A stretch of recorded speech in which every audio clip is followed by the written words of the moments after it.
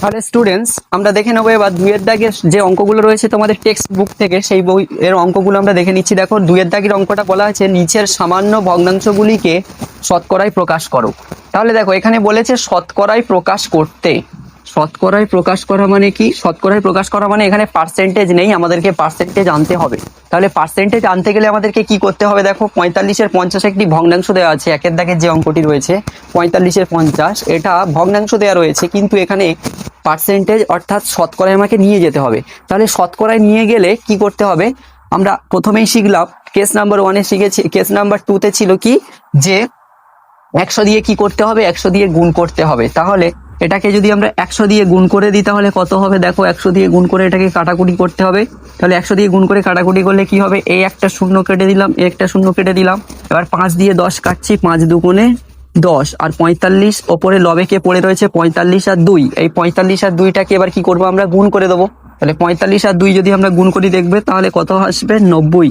আর এটাকে বলেছে শতকরায় প্রকাশ করো, তাই একটা পার্সেন্টেজের আমি কি দিলাম? চিহ্ন দিয়ে দিলাম। তাহলে এটা কত আমার অ্যান্সার এলো? 90%। বোঝা গেল? তাহলে একের দাগের অঙ্কটি 45-এর 50, এটাকে বলেছে শতকরায় প্রকাশ করতে। তাহলে শতকরায় প্রকাশ করতে গেলে কি করলাম? 100 দিয়ে গুণ করলাম এবং কাটাকুটি করে দেখা গেল যে 90% অ্যান্সার চলে এলো। তারপরে আমরা কত দুইয়ের দাগের অঙ্কটা দেখব, যে দুইয়ের দাগের অঙ্কটা কি রয়েছে।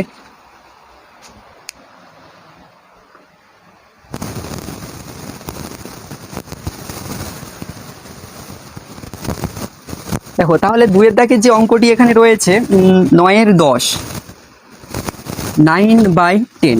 তাহলে দেখো 9/10 এটাকে কি করতে হবে? এটাকে বলা হলো শতকরায় প্রকাশ করতে। তাহলে শতকরায় প্রকাশ করতে গেলে আমরা কি করব? শতকরায় প্রকাশ করতে গেলে অবশ্যই কি করতে হবে? 100 দিয়ে গুণ করতে হবে। তাহলে 100 দিয়ে গুণ করার পরে এবার যদি কাটাকুটি যায়, আমরা কাটাকুটি করবো এটা লব এবং হর। তাহলে এই একটা শূন্য, এই একটা শূন্য কেটে দিলাম। আর 1 দিয়ে তো কোনো কিছু কাটাকুটি যায় না, তাহলে 9-10 ওপরে লবে গুণ করলে 90। তাহলে এটাও কত পার্সেন্ট অ্যান্সার এলো? 90%। বোঝা গেল? তারপরে 3-এর দাগের অঙ্কটি দেখে নেবো আমরা। 3-এর দাগের অঙ্কটি কি রয়েছে? 3-এর দাগে রয়েছে 33/300, অর্থাৎ 33/300। 33/300 এটাকে কি করতে বলেছে? এটাকেও শতকরায় প্রকাশ করতে বলেছে। তাহলে শতকরায় প্রকাশ করতে গেলে কি করতে হবে? এটা 100 দিয়ে কি করতে হবে? গুণ করতে হবে। তাহলে 100 দিয়ে যখন আমরা এটাকে গুণ করবো তাহলে এটা কাটাকুটি যায় কি? আমরা দেখে নেবো, অবশ্যই কাটাকুটি যাবে। এই দুটো শূন্য, এই দুটো শূন্য কেটে গেল। এবার দেখো 3 দিয়ে 33 কাটাকুটি যায়, 3-এ 11, 33। তাহলে দেখো 11 আছে ওপরে আর 1 আছে উপরে, এটাকে গুণ করলে কত হবে? 11 একে 11। তাহলে এটা হচ্ছে 11 একে 11 মানে 11% হচ্ছে অ্যান্সার। তারপরের অঙ্কটা দেখবো এবার কি রয়েছে, যে 4-এর দাগের যে অঙ্কটি রয়েছে। দেখা গেল যে 4-এর দাগের অঙ্কটি রয়েছে 1/2/5, 1/2/5, 1/2/5। এখানে দেখো ভগ্নাংশটি মিশ্র ভগ্নাংশ রয়েছে। তাহলে মিশ্র ভগ্নাংশ রয়েছে, এটাকে আমরা কি করে নেবো? এটাকে আমরা অপ্রকৃত ভগ্নাংশের রূপ দিয়ে দেবো। তাহলে অপ্রকৃত ভগ্নাংশ করতে গেলে কি করতে হবে? আশা করি তোমরা প্রত্যেকটি জানো। কোনাকুনি এটাকে গুণ করবে, 5 1 5, আর এই পাশে যেটা 2 রয়েছে ওপরে লবের 2টাকে যোগ করে দেবে। তাহলে 5 1 5 আর 2 কত হলো? 7। তাহলে এটা লবে এলো 7, অর্থাৎ কোনাকুনি গুণ করলাম 5 1 5 আর এই 2টাকে যোগ করলাম, 5 আর 2 7, আর নিচে এলো 5। এবার দেখো এটা ভগ্নাংশের রূপ চলে এসছে। আর যখন এটা ভগ্নাংশ থাকবে এটাকে পার্সেন্টেজে নিয়ে গেলে কি করতে হবে? অবশ্যই কি করতে হবে? 100 দিয়ে গুণ করলে তোমরা পেয়ে যাবে। তাহলে 5-এর নামটা কতবার পড়লে 100 কাটাকুটি যায়? 5 20 100, অর্থাৎ 20। 20 আর 7 এবার কি করব? আমরা গুণ করব। 7 দুগুণে কত? 14, আর পাশে একটা শূন্য ছিল 140, অর্থাৎ 140% হলো এর অ্যান্সার 4-এর দাগেরটা। ঠিক আছে, তাহলে সেম ভাবে 5-এর দাগের অঙ্কটাকে কি রয়েছে দেখে নেবো আমরা।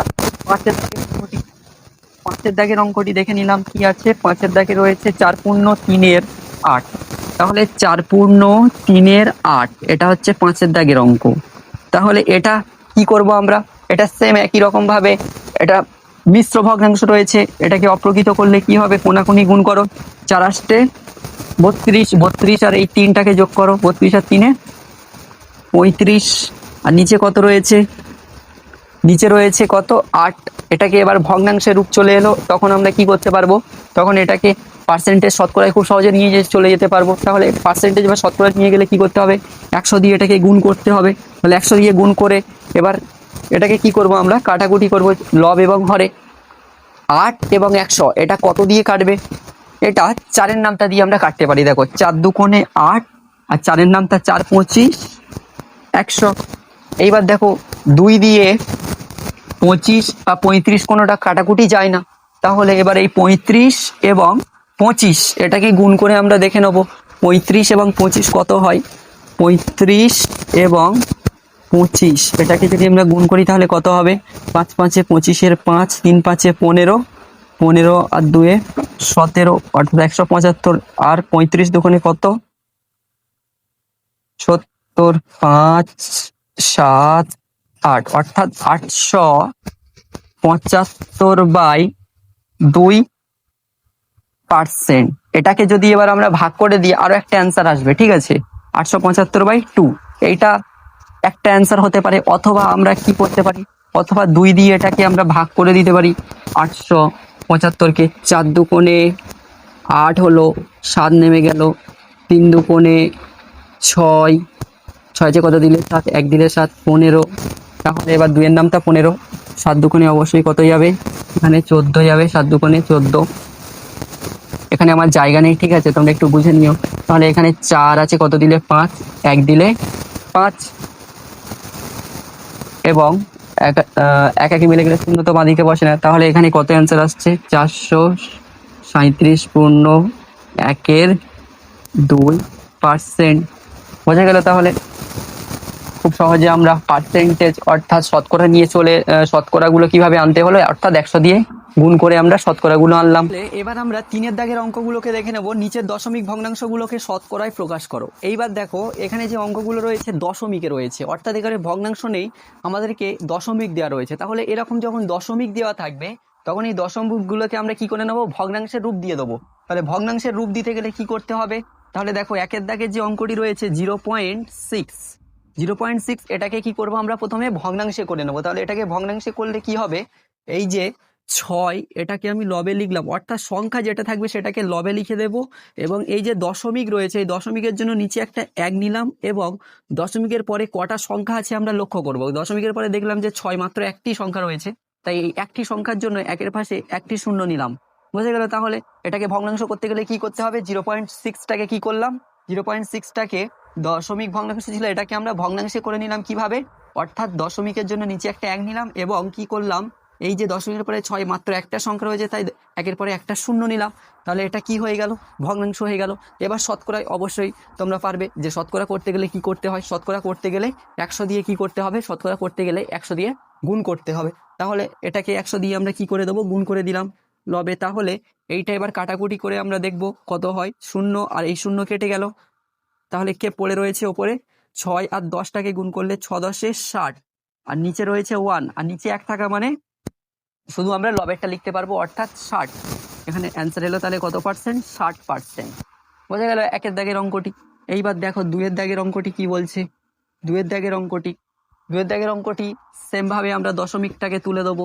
0.02 রয়েছে, তাহলে 0.02টাকে করলে কি হবে, 0.02টাকে যদি আমরা করি দশমিকটাকে তুলে দেবো কিভাবে, এই যে 2 রয়েছে এই 2টাকে আমরা অর্থাৎ সংখ্যাটাকে লিখলাম, কিন্তু 2-এর আগে দেখো আরেকটা শূন্য রয়েছে, এই শূন্যটাকে আমরা নিলাম না। কেন নিলাম না, যেহেতু 2-এর আগে যে শূন্যটি রয়েছে বাঁদিকে যখন শূন্য থাকবে সেক্ষেত্রে তার কোনো দাম বা ভ্যালু থাকে না, সেই জন্য আমরা কি করলাম, সেই জন্য আমরা শুধুমাত্র 2টাকে লিখলাম।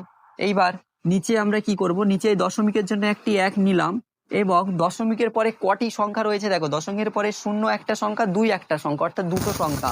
তাহলে দশমিকের পরে যখন দুটি সংখ্যা থাকবে তাহলে 1-এর পরে কটি শূন্য হবে, দুটি শূন্য হবে। তাহলে এখানে 1-এর পরে কি লিখলাম, দুটি শূন্য লিখলাম। এইবার কি করব আমরা, এইবার এটাকে শতকরায় নিয়ে যাব। তাহলে শতকরায় নিয়ে গেলে কি করতে হবে, শতকরায় নিয়ে গেলে 100 দিয়ে গুণ করতে হবে। তাহলে 100 দিয়ে যদি আমরা গুণ করি তাহলে কি হবে, এই উপরে আর নিচে যে 100টা এটি কেটে যাবে, কেটে গিয়ে কত অ্যান্সার এলো আমার, শুধুমাত্র উপরে 2 অ্যান্সার এলো। তাহলে এটা আমার অ্যান্সার এলো কত, 2%। বোঝা গেল?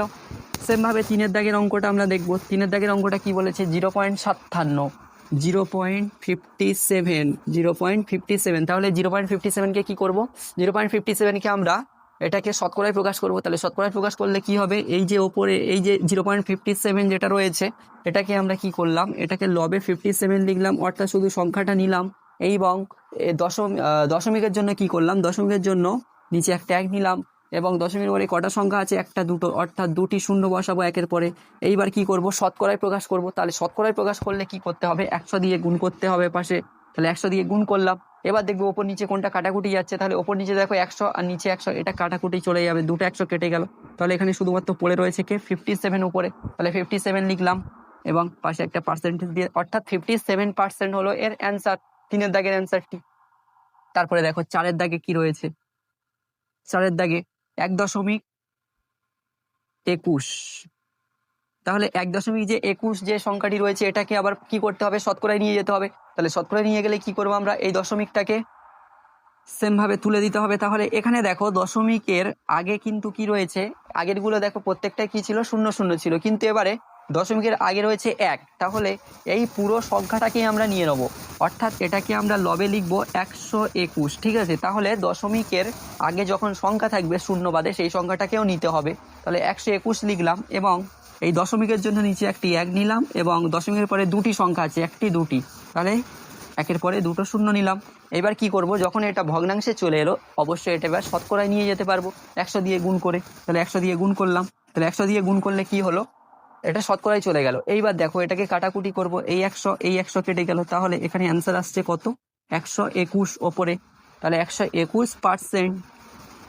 বোঝা গেল 4 দাগের অঙ্কটি। এবার দেখো লাস্ট যেটি রয়েছে 5 দাগের অঙ্কটি কি বলছে। 5 দাগের যে অঙ্কটি রয়েছে 0.003, তাহলে এই 0.003টাকে আমরা যদি করি কত হবে, তাহলে এখানে শুধুমাত্র দেখো 3 সংখ্যাটাকে আমরা নেব লবে।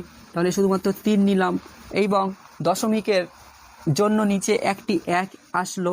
আর দশমিকের পরে দেখো এবার কটি সংখ্যা, একটি দুটি তিনটি সংখ্যা, তাই এখানে কটি শূন্য নেওয়া হবে, 3টি। এবং এটাকে কি করব আমরা, এটাকে পার্সেন্টেজ 100-তে নিয়ে যেতে হবে। তাহলে 100-তে নিয়ে গেলে কি করতে হবে, 100 দিয়ে আমরা এটাকে কি করব, গুণ করব। তাহলে গুণ করলাম। এবার দেখো উপর নিচে কাটাকুটি করতে হবে, এই দুটো শূন্য আর এই দুটো শূন্য আমরা কি করলাম, কেটে দিলাম। এবার দেখো 3-এর 10 আমার অ্যান্সার আসছে, কিন্তু 3-এর 10, এই 3-এর 10টাকে আমরা কি লিখতে পারি বলো তো, 3-এর 10টাকে আমরা লিখতে পারি 0.3। কিভাবে লিখলাম দেখো, এই দশমিক একের জন্য আমরা কি লিখলাম, একের জন্য আমরা দশমিকটা লিখলাম, ঠিক আছে। আর দশমিকের পরে একটি সংখ্যা আমি কি নিলাম, এই লবে যেটা 3 রয়েছে এই 3টাকে লিখলাম আর পেছনে একটা শূন্য এমনি লিখে দিলাম, ঠিক আছে। তাহলে 0.3। এটাকে দেখো, এটাকে যদি আমরা পরেরটাই ফিরে যাই, অর্থাৎ এই আগের লাইনে যদি ফিরে যেতে পারবো। এই 3টাকে আমি লবে লিখলাম আর এই দশমিকের জন্য একটি 1 এবং এই 3-এর জন্য একটি শূন্য লিখলাম, অর্থাৎ 3-এর 10 মিলে গেছে। তাহলে 3/10 মানে আমরা কি লিখতে পারি, 0.3। আর এটাকে আমরা কি দিয়ে দেবো, পার্সেন্টেজ দিয়ে দেবো, অর্থাৎ 0.3%। বোঝা গেল তাহলে 3-এর দাগের অঙ্কগুলি, অর্থাৎ দশমিক থাকলে কিভাবে আমরা এটাকে শতকরায় নিয়ে যাব দশমিক ভগ্নাংশ করে।